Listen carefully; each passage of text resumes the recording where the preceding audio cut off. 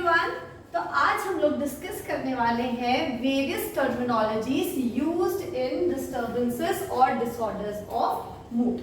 तो basically terminologies तो हम पढ़ लेंगे। टर्मिनोलॉजीज पढ़ने से पहले let us discuss this term which is mood and there is another term which is known as affect.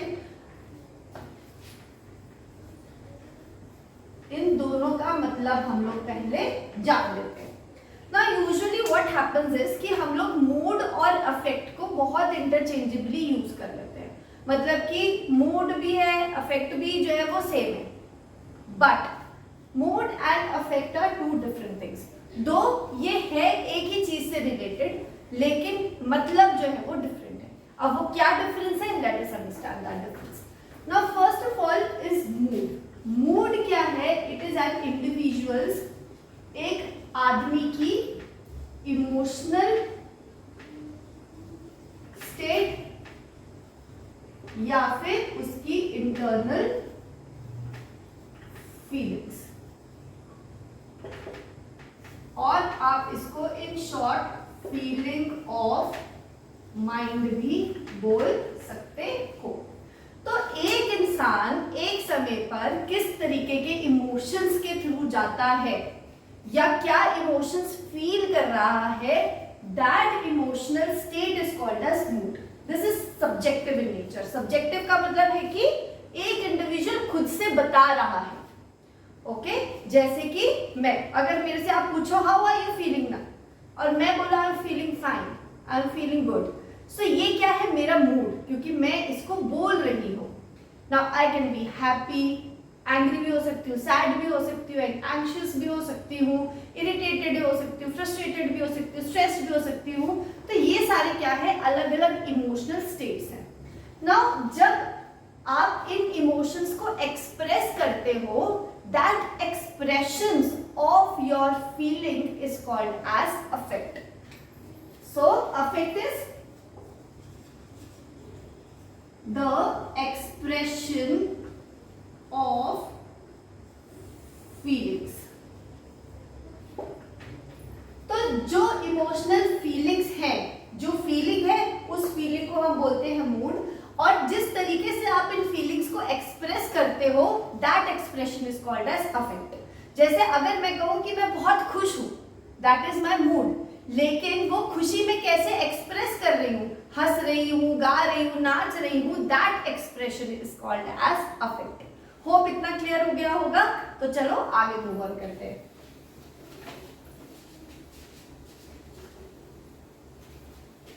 So basically जब हम डिस्टर्बेंसेस पढ़ते हैं तो हमने डिस्टर्बेंसेस को तीन अलग अलग कैटेगरीज में डिवाइड करा है।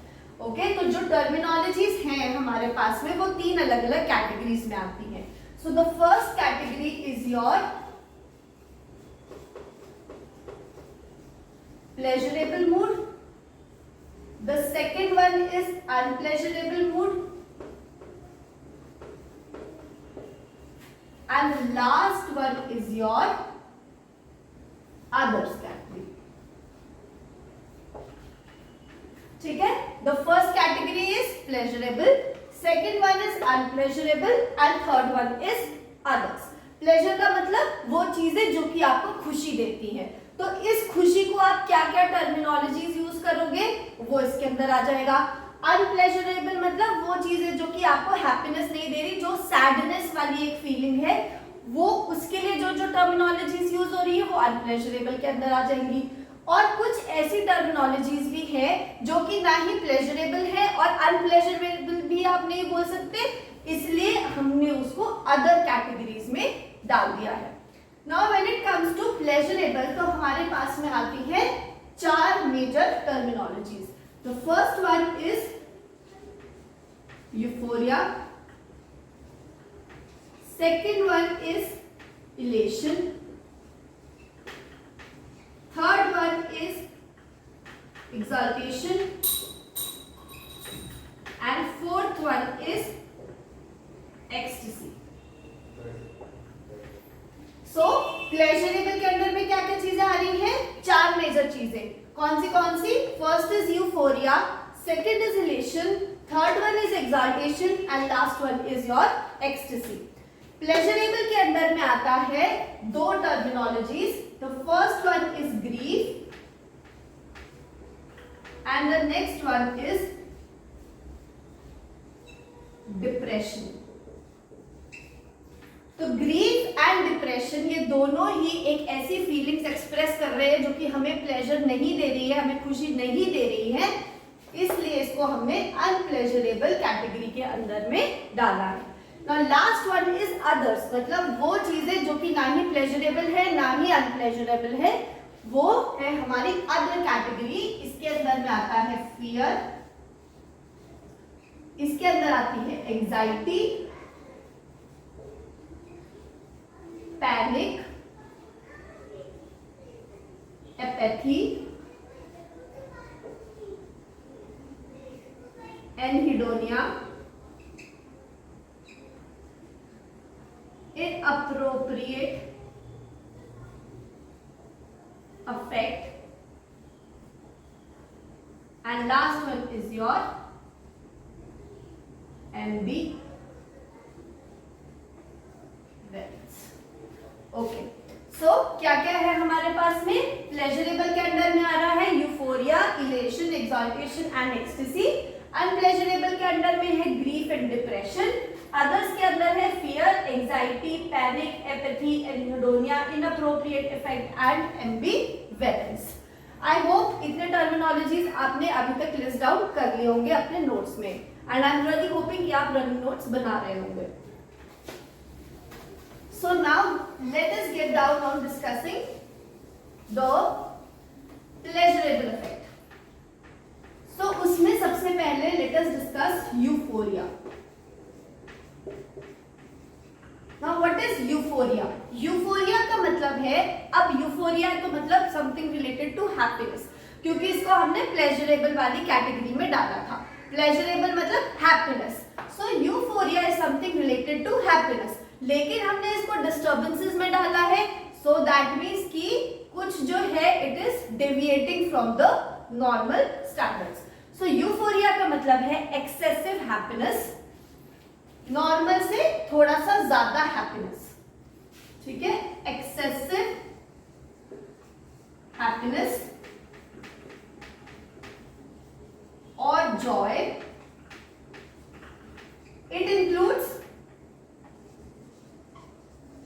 unrealistic optimism,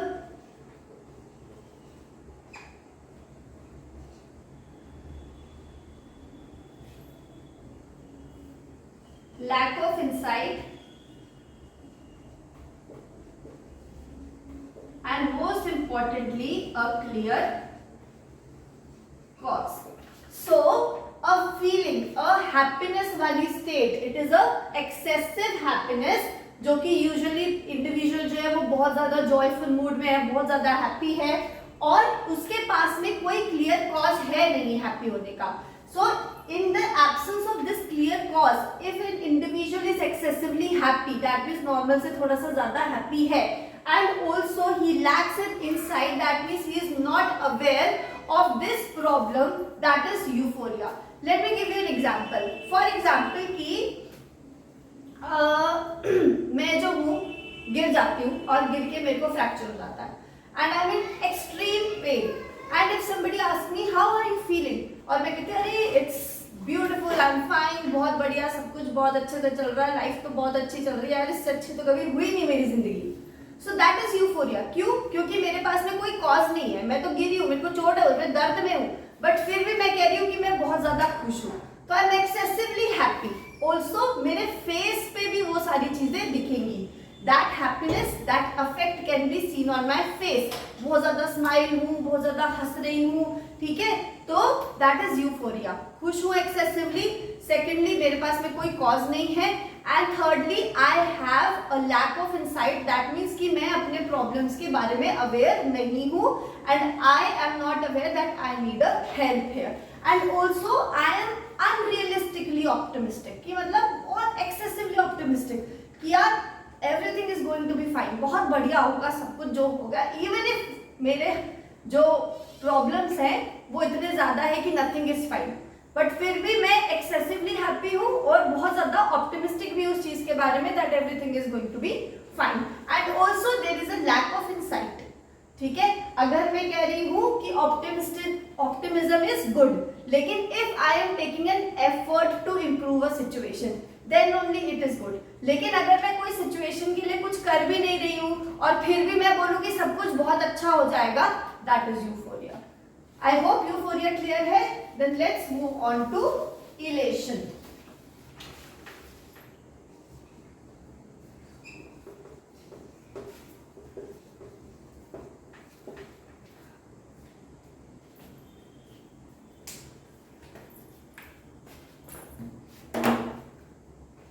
इलेशन का मतलब है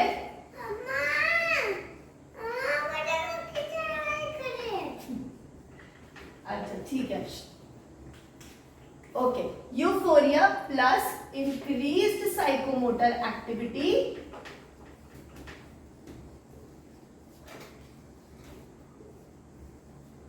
associated with overconfidence।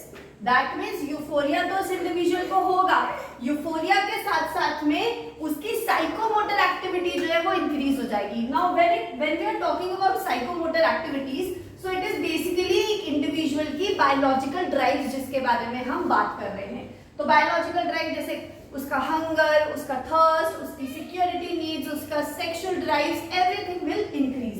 सो एक इंडिविजुअल को क्या बहुत ज्यादा भूख लगेगी, बहुत ज्यादा प्यास लगेगी, कभी इधर से उधर ट्रैवल करेगा, कभी बैठ जाएगा, कभी उठ जाएगा, कभी कुछ करने लगेगा, कभी कुछ करने लगेगा। ऑल्सो यूफोरिया है एंड यहाँ पर उसके अंदर में एक लेवल ऑफ ओवर कॉन्फिडेंस जो है वो भी आ गया है। ओवर कॉन्फिडेंस इन अ वे की फॉर एग्जाम्पल मैंने एक एग्जाम क्लियर करा या फिर मैंने प्याज काटना सीखा फॉर एग्जाम्पल, है ना, मैंने प्याज काटना सीखा। अब वो प्याज काटने के बाद मैं बहुत ज्यादा खुश हूँ, बहुत ज्यादा, इतनी ज्यादा खुशी जो मेरे को कभी जिंदगी में हुई है। अब जब मैं क्या हूँ, प्याज काटने के बाद कभी इधर जाती हूँ, कभी उधर जाती हूँ, कभी बैठ जाती हूँ, कभी खड़ी हो जाती हूँ, कभी पानी पीने लगती हूँ, कभी कुछ करने लगती हूँ। खुशी इतनी है कि भाई एक्सप्रेस ही नहीं कर पा रही हूँ। अब यहाँ पर मैं ये कह रही हूँ, अगर मैंने प्याज काटना सीख लिया दैट मीन्स अब तो मैं मास्टर शेफ जो हूँ मैं जीत ही जाऊंगी।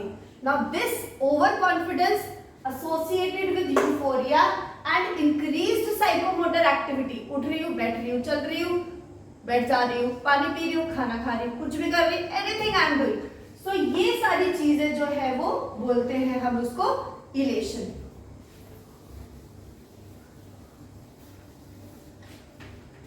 एक्सल्टेशन का क्या मतलब है?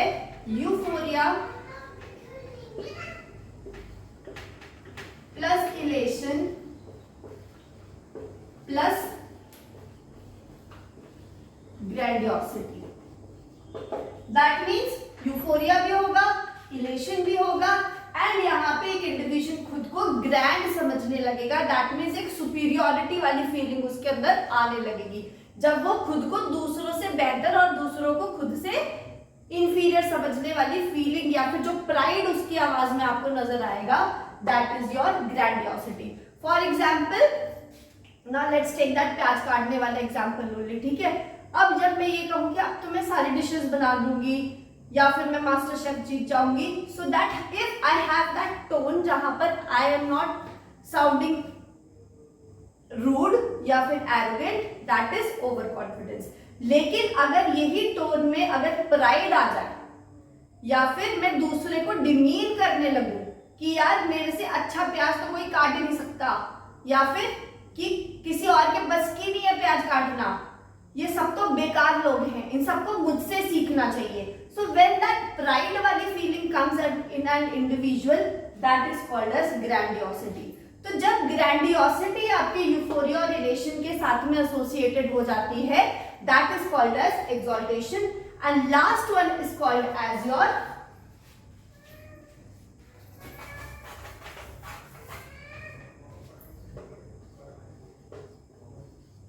एक्सटेसी।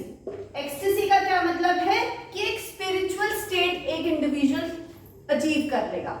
लेकिन यहाँ पर स्पिरिचुअल स्टेट तो है but also there is a disconnection from the reality. मतलब एक इंसान रियलिटी से कनेक्शन खो चुका है, उसे कुछ पता नहीं क्या चल रहा है क्या नहीं चल रहा है, बस everything up to the god, या फिर वो हर एक चीज को स्पिरिचुअली कनेक्ट कर रहा है, हर एक चीज उसको यूनिवर्स का इशारा लगती है, हर एक चीज उसको भगवान की हुई लगती है, क्योंकि वो रियलिटी से डिस्कनेक्टेड हो चुका है।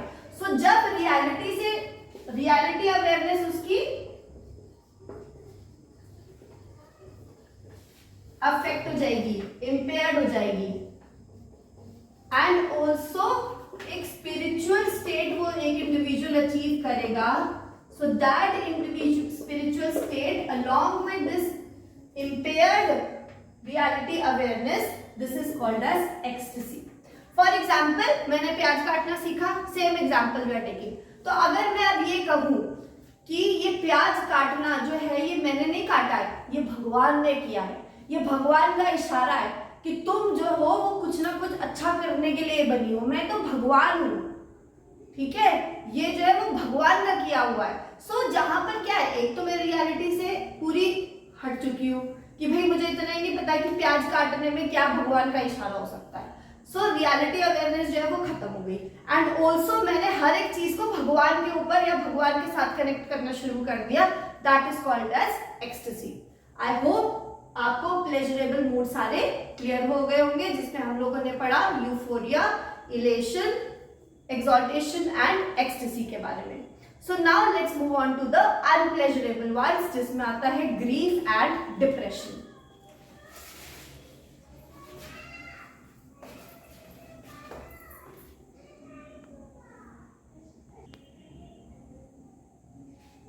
ओके, सो नाउ अब हम डिस्कस कर रहे हैं अनप्लेजरेबल इफेक्ट के बारे में, जिसमें सबसे पहले हम पढ़ रहे हैं grief and second one is your depression. Now unpleasurable है, that means something that is not giving you happiness, happiness नहीं दे रही तो मतलब वो आपको दुख दे रही है। तो ग्रीफ क्या है, ये एक स्टेट है या फिर ये एक वो वाला कंडीशन है, एक स्टेट है जो कि जब अकर करेगी जब आप कोई एक लव्ड वन को लूज कर देते हो।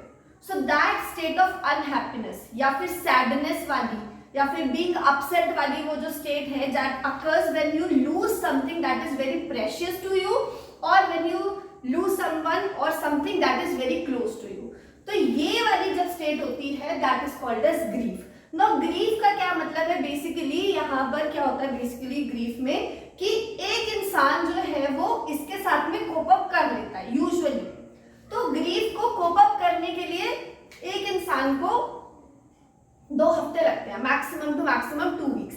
लेकिन अगर वो इंसान प्रिपेयर्ड हो mentally for that grief, for example कि अगर मेरे को पता चले कि somebody who is very close to me is suffering from a terminal illness and वो कभी भी मतलब टर्मिनल इलनेस है तो कुछ भी हो सकता है, फॉर एग्जाम्पल गॉड फॉरबिड, ठीक है।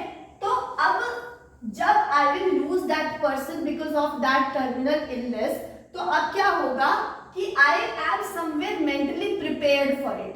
तो मेरा ये जो सैडनेस वाली ये जो स्टेट है वो रहेगी maximum to maximum for 2 weeks. एक आधा दिन ऊपर नीचे कर सकते हैं but not more than that. लेकिन अगर मैं I am not prepared for this loss and yet I lose someone who is very close to me or something that is very close to me, so वो वाली जो state है जहां पर I am not mentally prepared, तो it will take me around 6 to 8 weeks to recover from that loss. So अगर इस वाले state को छोड़ दीजिए, अगर जो मेरे को 2 हफ्ते के अंदर अंदर रिकवर कर जाना चाहिए था, if I am not able to recover, तो उससे it will lead to depression. Now this recovery is very important, क्योंकि अगर मैं अपने लॉस से रिकवर नहीं कर पाऊंगी then I will not be able to move on in my life, and when I am not able to move on in my life, अगर मैं सारी चीजों को, सारी इमोशंस को होल्ड करके रखूंगी, उसको एक्सप्रेस नहीं करूंगी, अपने आप को मूव ऑन नहीं करूंगी, then I have higher tendencies of acquiring a mood disorder which is called as depression. So depression क्या है? It is a mood disorder. तो जब हम पढ़ेंगे डिप्रेशन के बारे में, मूड डिसऑर्डर जब हम पढ़ेंगे तो उसमें डिप्रेशन आता है ना। डिप्रेशन को हम लोग क्या कहते हैं, ये बड़ा वैसे थोड़ा सा दुख हुआ, अरे मैं तो डिप्रेशन में चली गई, थोड़ी सी कोई परेशानी आ गई, अरे मैं डिप्रेशन में चली गई। लेकिन depression is a lot more than that. You can not use this term depression so easily and इतना ज्यादा कैजुअली इसको यूज नहीं करना चाहिए, because it is a disorder that needs actual psychiatric help. ना इसमें क्या होगा, आदमी का मूड लो रहता है, सेल्फ स्टीम लो रहती है, एनर्जी लेवल लो है, कुछ करने का मन नहीं है, सोना है तो सोते ही रहना है, उठने का मन नहीं करेगा आदमी का। And also the most important and the most dangerous one is the suicidal tendencies. That means एक आदमी जो है he might even think of ending up his life because of this state, जहां पर वो इतना ज्यादा अपसेट है या फिर वो अपने लॉस से रिकवर नहीं कर पा रहा है। So I hope I have made both the terminologies very clear. Grief क्या है, वो एक ऐसी स्टेट है जो कि अकर करती है व्हेन वी लूज समथिंग और someone who is very close to us और very precious to us. And second is depression. Depression, it occurs when we are not able to recover from this expected loss. तो grief जो है जब ये ज्यादा हो जाता है एंड जब हम इसको ओवरकम नहीं कर पाते, it turns into depression which is a mood disorder. and इस mood disorder में हमको low energy level, upset mood, low self esteem, suicidal tendencies and ये सारी चीजें जो है हम लोग को देखने के लिए मिलती हैं। So now let's move on to the categories जो कि ना ही pleasurable के अंडर में आती हैं और ना ही non pleasurable के अंडर में आती हैं। So we are discussing about the other categories.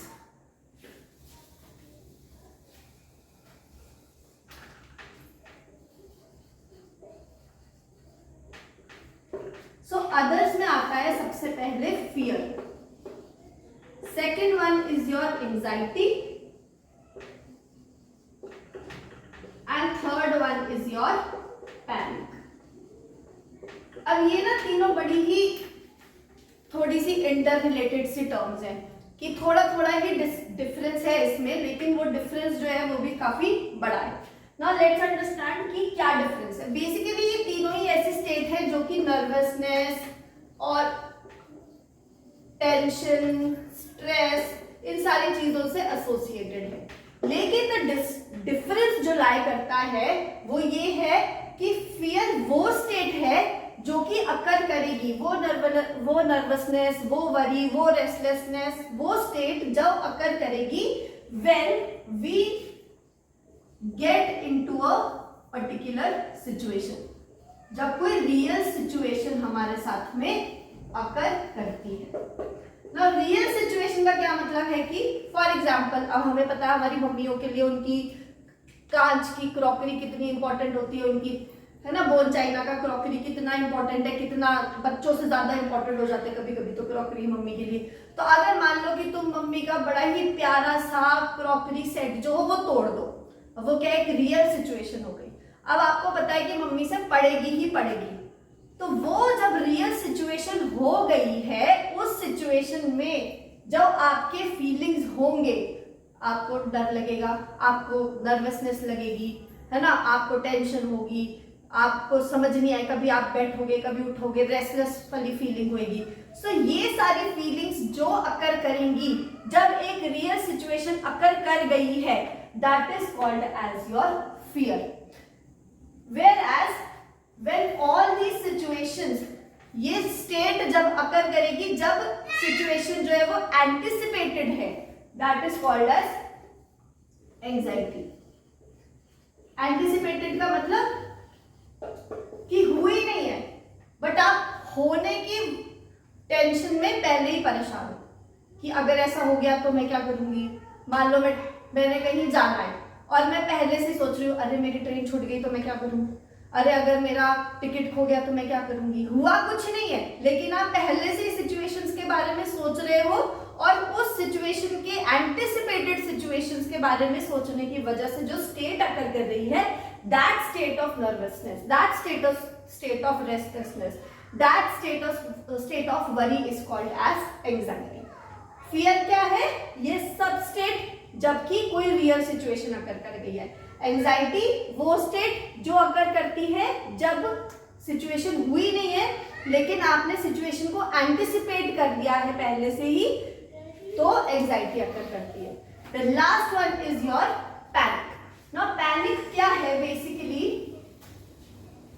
ये एंजाइटी की स्टेट है एंजाइटी सडनली अकर करती है, एक्यूट होती है एंड इंटेंस होती है। नाउ बेसिकली जब एंजाइटी एकदम से अकर कर जाए, ठीक है, जैसे कोई लोग होते हैं जैसे एग्जाम में जाने से पहले या एग्जाम सेंटर में पहुंचे और एग्जाम सेंटर में एकदम पहुंचते साथ ही everything is fine and suddenly वो कहने लगते हैं कि मुझे घबराहट सी हो रही है, मुझे नहीं पता मुझे क्या हो रहा है, मेरे हाथ पैर ठंडे पड़ रहे हैं, मेरी सांस बढ़ रही है, मेरी सांस फूल रही है। तो वो क्या हुआ, एकदम से हुआ, जो सिचुएशन अगर करी वो एकदम से हुई, वो पहले नहीं थी, everything was fine before, but एक सिचुएशन अकर करी जो कि सडनली थी। सेकेंडली एक्यूट, एक्यूट का मतलब शॉर्ट है, 5 मिनट रहेगी, आधा घंटा रहेगी, ज्यादा से ज्यादा 1 घंटा, 1 घंटा भी मैंने बहुत ज्यादा बोल दिया, लेकिन 5 to 30 मिनट्स तक ये मैक्सिमम रहती है, एंड ये रिजॉल्व हो जाती है। And last is intense, intense मतलब बहुत डीप इमोशंस इन्वॉल्व है इसके अंदर, ठीक है, ऐसा नहीं है कि थोड़ा बहुत डर है या हाथ कांप रहे हैं, थोड़ा बहुत नहीं, जो सिचुएशन है वो थोड़ा सा ज्यादा क्या है, डीप है और ज्यादा स्ट्रेसफुल है। तो यहाँ पर ये जो स्टेट है एंजाइटी की which occur suddenly, it is short live and is intense in nature, that is called as panic. Now anxiety क्या होती है, बेसिकली एंजाइटी ग्रेजुअली अकर करती है, धीरे धीरे, एकदम से नहीं होती है, एकदम से पैनिक होता है, एंजाइटी धीरे धीरे होती है। एंजाइटी जो होती है वो बेसिकली लॉन्ग लास्टिंग होती है, लंबे समय तक रहती है, कि हफ्तों भी रख सकती है, कुछ दिनों तक रहेगी, ठीक है। वेयर एज पैनिक जो होता है वो शॉर्ट लिव्ड होता है, शॉर्ट लिव्ड मतलब 5 से आधे घंटे के 5 मिनट से आधे घंटे तक रहेगा एंड देन फिर वो खत्म हो जाएगा। एंजाइटी जो होती है वो इतनी इंटेंस नहीं होती है, ठीक है, इतनी ज्यादा डीप इमोशंस इन्वॉल्व नहीं होते, इतनी ज्यादा प्रॉब्लमैटिक, इतनी ज्यादा सिवियर नहीं होती, माइल्ड होती है, माइल्ड टू मॉडरेट होती है। वेयर एज पैनिक जो है वो ज्यादा इंटेंस इमोशंस है, ठीक है। आई होप एंजाइटी और पैनिक का डिफरेंस आपके अंदर क्लियर हो गया होगा। ना एंजाइटी में क्या होता है, रेस्टलेसनेस है, नर्वसनेस है, परेशान हो रहे हो, कभी उठ रहे हो, कभी बैठ रहे हो, ज्यादा प्यास लग रही है। वेरएज पैनिक में क्या होगा, हार्ट रेट बढ़ जाएगा, घबराहट होगी, पसीने आने लगेंगे, फेंटिंग होने लगेगी, है ना, आपको पता ही नहीं पड़ेगा कि आपके साथ में हो क्या रहा है। वेरएज एंजाइटी में आप एक्सप्रेस कर पाओगे कि यार मैं थोड़ा सा घबरा रही हूँ, मेरे को टेंशन सी हो रही है, यार पता नहीं ऐसा होगा तो क्या होगा। बट पैनिक में अगर आपसे कोई पूछे, you will not be able to express yourself, you will say कि I am not aware of what is happening to me, I don't know what is happening to me, बस ये सारी चीजें हो रही हैं, अभी क्या रीजन है मुझे नहीं पता। ना एंजाइटी में क्या होता है, बेसिकली जो ट्रिगर फैक्टर्स होते हैं ना वो नोन होते हैं, कि जैसे मेरे को एंजाइटी है, एग्जाम से मुझे एंजाइटी, फॉर एग्जाम्पल कि मेरे को एग्जाम देने से डर लगता है, तो जब भी एग्जाम आने लगेंगे ना या फिर एग्जाम के टाइम पर मेरे को ये सारी चीजें होने लगेंगी, हाथ कांपने लगेंगे, आवाज मेरी कांपने लगेगी एग्जाम सेंटर में जाकर, है ना, और डर सा लगने लगेगा, शिवरिंग होने लगेगी। बट जब ये सारी चीजें बहुत ज्यादा इंटेंस हो जाए, एकदम से मेरी सांस रुकने लगे, सांस फूलने लगे, पसीना पसीना हो जाओ, चक्कर आके बेहोश होने लग जाओ, that is called as panic, ठीक है। और पैनिक का कोई भी ट्रिगर फैक्टर जो है वो नोन नहीं होता है, वो कभी भी किसी भी चीज के ऊपर हो सकती है, वो फैक्टर्स आपको भी नहीं पता कि आप ये सोचो कि अगर मेरे को पता है कि मेरे को इस चीज से ऐसा होता है तो मैं उन सिचुएशंस को अवॉइड करूं, नहीं, we do not have a particular trigger factors for panic, ये बस हो जाते हैं। सो आई होप इतना क्लियर है, फियर क्लियर है, एंजाइटी एंड पैनिक, 3 चीजें क्लियर है। फियर जो होती है वो रियल सिचुएशन पे अकर करती है, एंजाइटी जो होती है वो एंटिसिपेटेड सिचुएशन की वजह से एक स्टेट अकर करती है। पैनिक क्या है, anxiety which is occurring suddenly, it is acute in nature and it is much more intense as compared to anxiety. हो गया? Then comes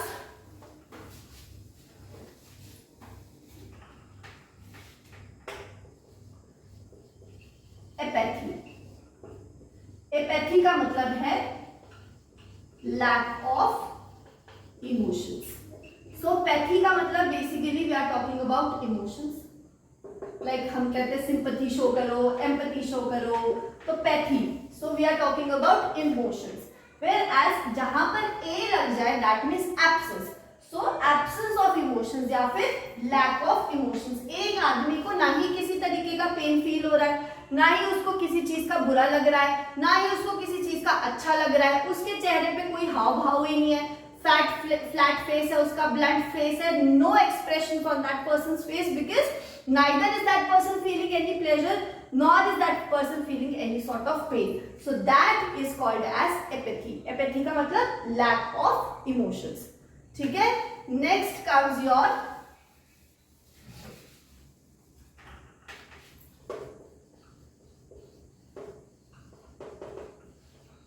एनहीडोनिया.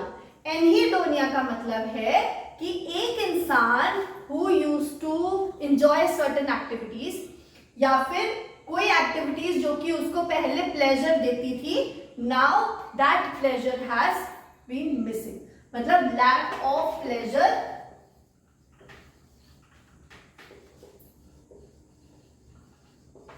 In activities usually enjoyed before. For example कि मेरे को भाई घूमना अच्छा लगता है, मुझे ग्रूम अप होना अच्छा लगता है, मुझे ट्रैवल करना अच्छा लगता है, मुझे स्विमिंग अच्छा लगता है, मुझे फिशिंग अच्छा लगता है, ये सारी एक्टिविटीज मुझे अच्छी लगती है. लेकिन अब मैंने इन सारी एक्टिविटीज से जो मुझे प्लेजर मिलता था, अब मुझे कोई प्लेजर नहीं मिल रहा किसी भी एक्टिविटी से. यूजुअली उन एक्टिविटीज से जो कि मेरे को पहले एक तरीके का प्लेजर दे रही थी. So that lack of pleasure in those activities which once gave you pleasure is called as anhedonia. So this is your another terminology जो कि आप use करेंगे and it is usually seen in patients with schizophrenia and depression. So at times it might be asked in exam कि anhedonia जो है वो किसका characteristic है. So anhedonia is usually seen in patients with schizophrenia and depression. ठीक है. And also apathy is also seen in those patients, schizophrenia and depression. लेकिन if you have to choose one, दोनों ही options है, तो आपको you have to go for schizophrenia. Because schizophrenia में pain भी नहीं है, pleasure भी नहीं है.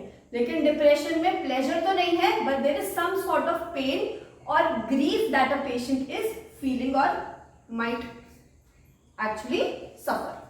Okay, then comes your inappropriate affect. ठीक है. अफेक्ट का मतलब तो एक्सप्रेशन हो गया, अपने फीलिंग्स का एक्सप्रेशन. एंड इनअप्रोप्रिएट का मतलब something that is not correct. तो मतलब जहां पर मेरे को रोना चाहिए वहां पर मैं हंस रही हूँ, और जहां पर मुझे हंसना चाहिए वहां पर मैं रो रही हूँ. फॉर एग्जाम्पल, अब डोंट टेक इट एज कि आपके जो पेरेंट्स हैं या फिर आपके जो ग्रैंड पेरेंट्स हैं वो कभी कभी आपके अचीवमेंट्स पे जहाँ पर उनको खुश होना चाहिए वहां पर वो रो रहे हैं, that is inappropriate affect. No, not that. वो उनका एक्सप्रेशन है. That is sometimes you express your feelings of joy by crying also, but they are happy. ठीक है. They are subjecting it as to be happy and हमको पता है कि they are happy. लेकिन इनअप्रोप्रिएट अफेक्ट का मतलब है, for example I go to a funeral. ठीक है. अब I am in a funeral and I am not, if I am not crying, I might not be very upset with that situation. मेरे को मान लो पता ही नहीं है कि वो इंसान कौन है and yet I am asked to go to a funeral. तो अगर मैं वहां पर रो नहीं रही हूँ, दैट डजंट मीन कि मैं वहां पर हंसना चालू कर दूँ. सो दैट हंसना in a situation where I am expected not to be हंसना, that is called as inappropriate affect. That means कि मैं एक जगह पे गई जहां पर मेरे को बेसिकली खुश होना था और मैं वहां पर रोने लग रही हूँ. ठीक है. या फिर जहां पर मुझे हंसना था वहां पर मैं रो रही हूँ, जहां पर रोना था वहां मुझे हंसी आ रही है. That is your inappropriate affect. ठीक है. जैसे मान लो कि किसी ने एक एग्जाम क्लियर करा. अब एग्जाम क्लियर करा, मुझे बताया, तो आई शुड बी हैप्पी. अब मैं मुझे बोलना चाहिए oh I am very happy for you, may you get a lot of success. और मैं कह रही हूँ एग्जाम क्लियर कर लिया तो क्या किया, ठीक है ना, कर लिया तो कर लिया, कोई बहुत बड़ी बात तो है नहीं.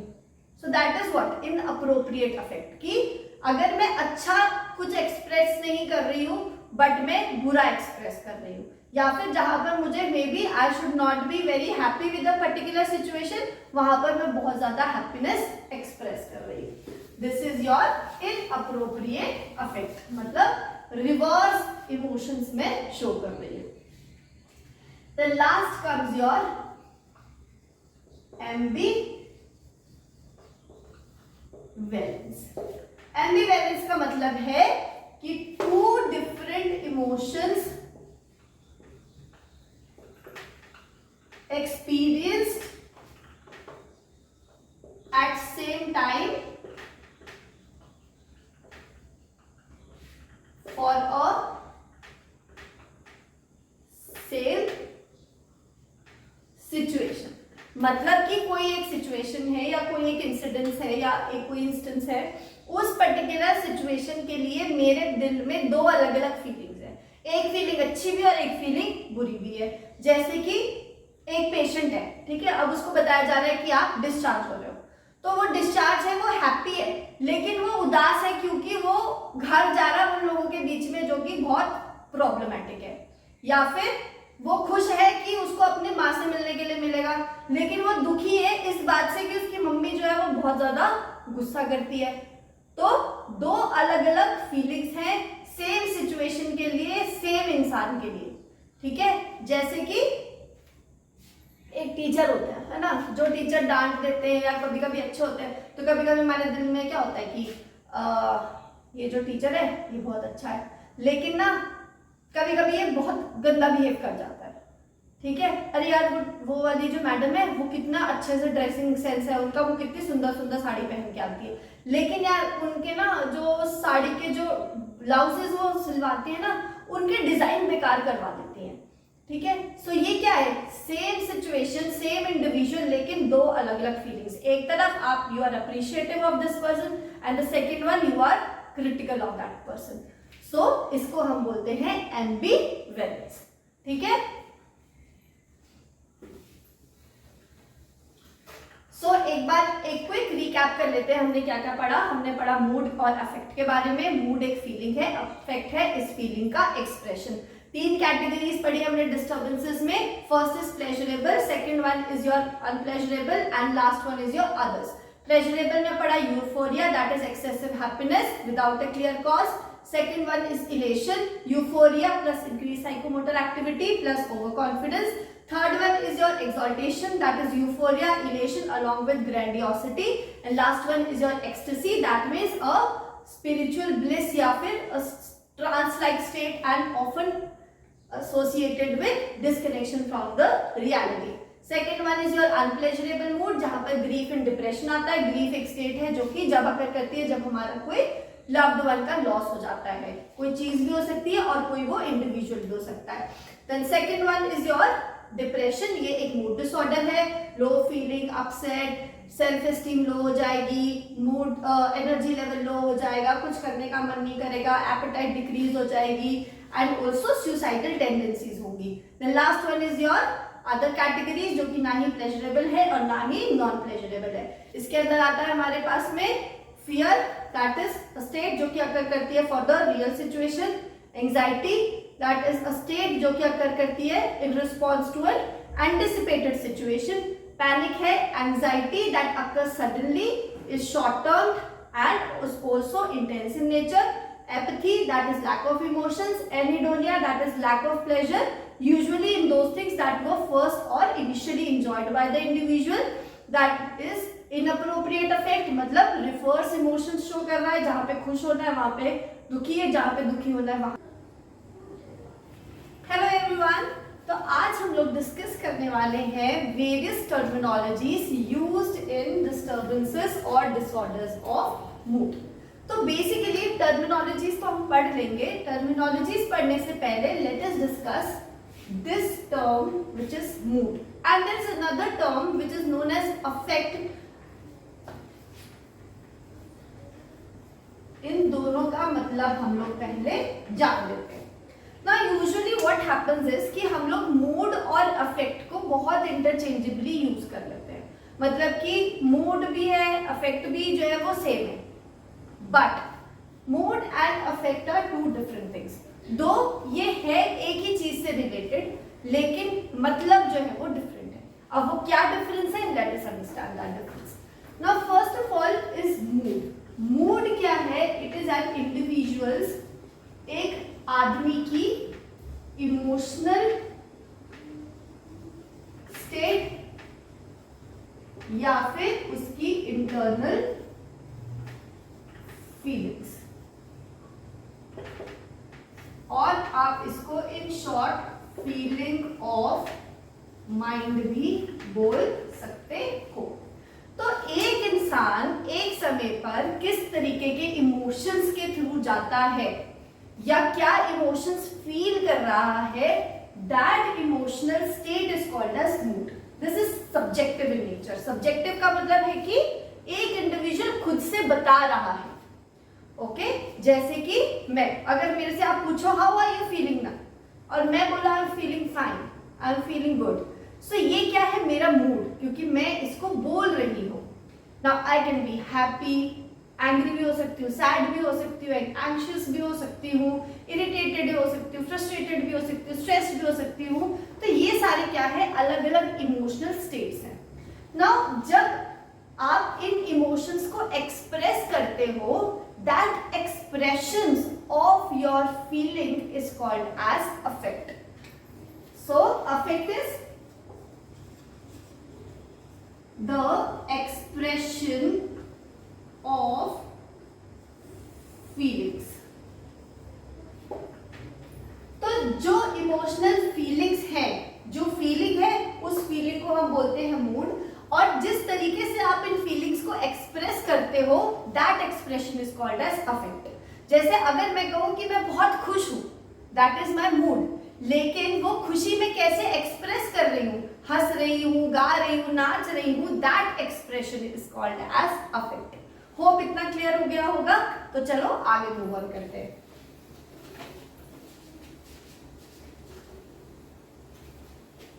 सो बेसिकली जब हम डिस्टर्बेंसेस पढ़ते हैं तो हमने इन डिस्टर्बेंसेस को 3 अलग अलग कैटेगरीज में डिवाइड करा है। ओके तो जो टर्मिनोलॉजीज हैं हमारे पास में, वो 3 अलग अलग कैटेगरीज में आती हैं। So the first category is your pleasurable mood, the second one is unpleasurable mood,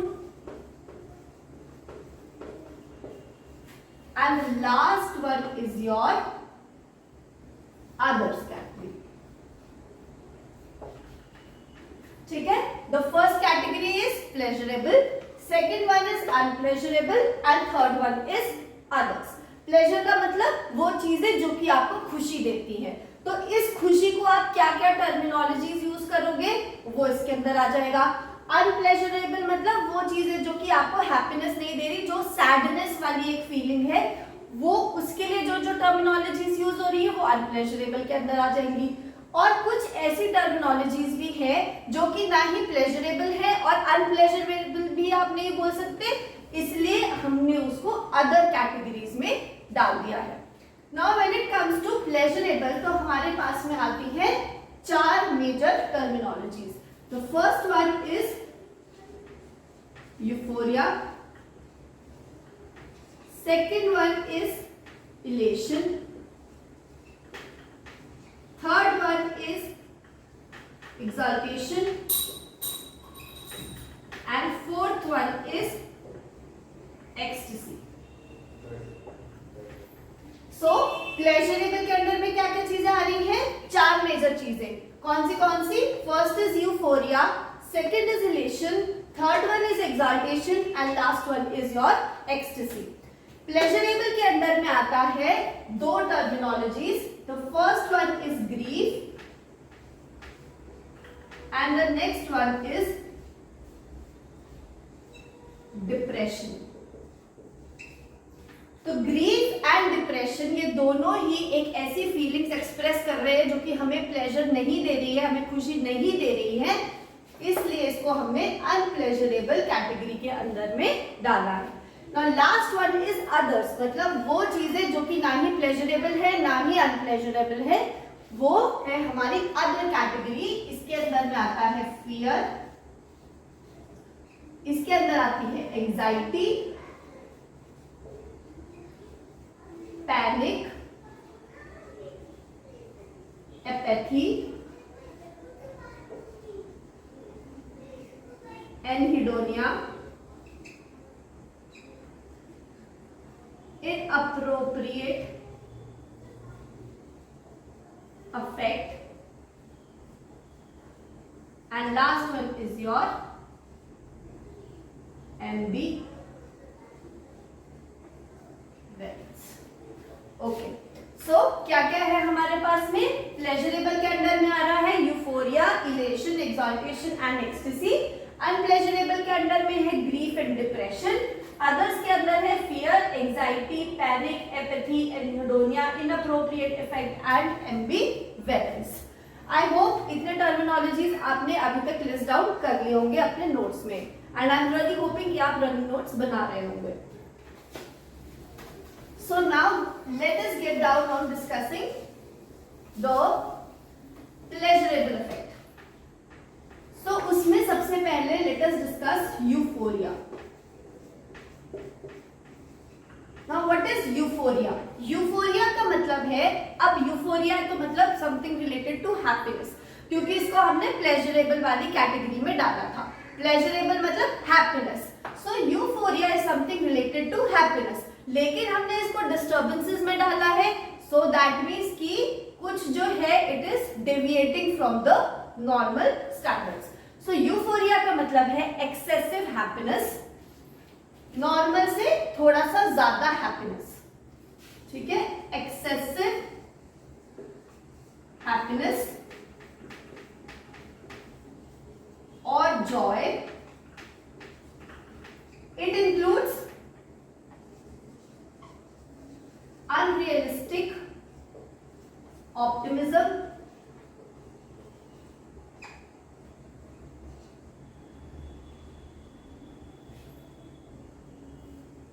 lack of insight,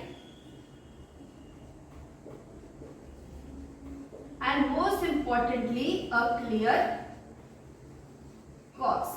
So a feeling, a happiness वाली state, it is a excessive happiness, जो कि यूजुअली इंडिविजुअल जो है वो बहुत ज्यादा जॉयफुल मूड में है, बहुत ज्यादा हैप्पी है और उसके पास में कोई क्लियर कॉज है नहीं हैप्पी होने का। So in the absence of this clear cause, if an individual is excessively happy, that means normal से थोड़ा सा ज्यादा हैप्पी है, and also he lacks it inside, that means he is not aware of this problem, that is euphoria. Let me give you an example. For example कि मैं जो हूँ गिर जाती हूँ और गिर के मेरे को फ्रैक्चर हो जाता है, and I am in extreme pain, and if somebody ask me how are you feeling, और मैं कहती हूँ अरे it's beautiful, I am fine, बहुत बढ़िया, सब कुछ बहुत अच्छे से चल रहा है, लाइफ तो बहुत अच्छी चल रही है यार, इससे अच्छी तो कभी हुई नहीं मेरी जिंदगी।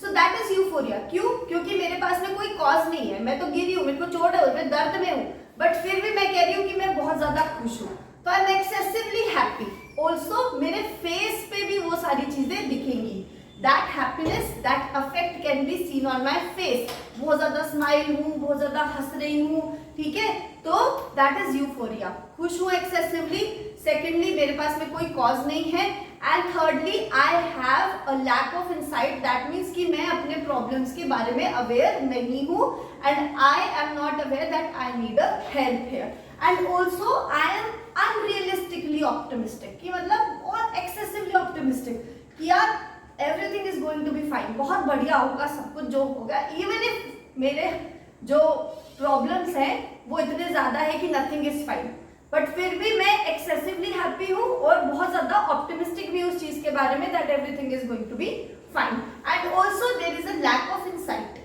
ठीक है। अगर मैं कह रही हूँ कि ऑप्टिमिज्म इज गुड, लेकिन if I am taking an effort to improve a situation, then only it is good. लेकिन अगर मैं कोई सिचुएशन के लिए कुछ कर भी नहीं रही हूँ और फिर भी मैं बोलूँ कि सब कुछ बहुत अच्छा हो जाएगा, that is euphoria. I hope euphoria clear है। Then let's move on to elation.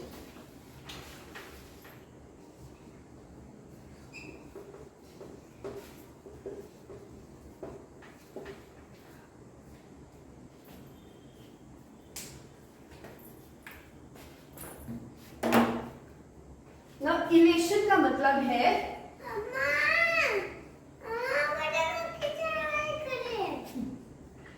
अच्छा ठीक है, okay, euphoria plus increased psychomotor activity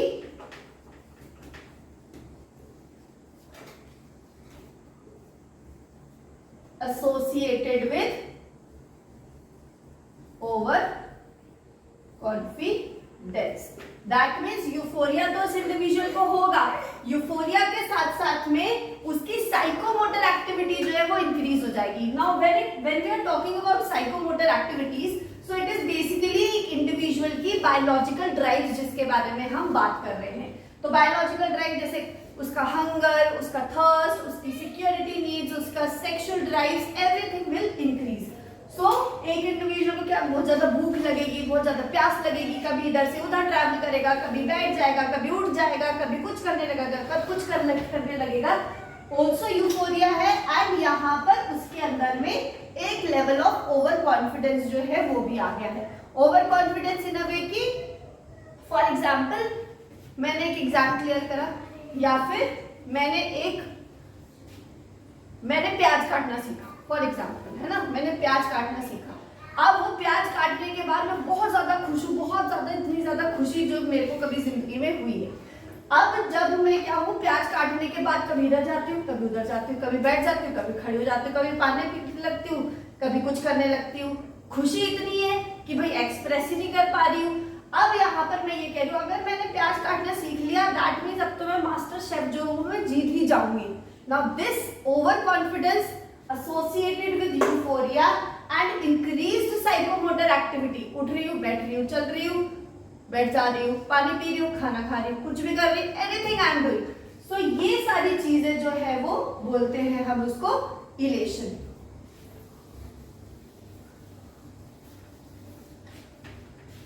Now third one is your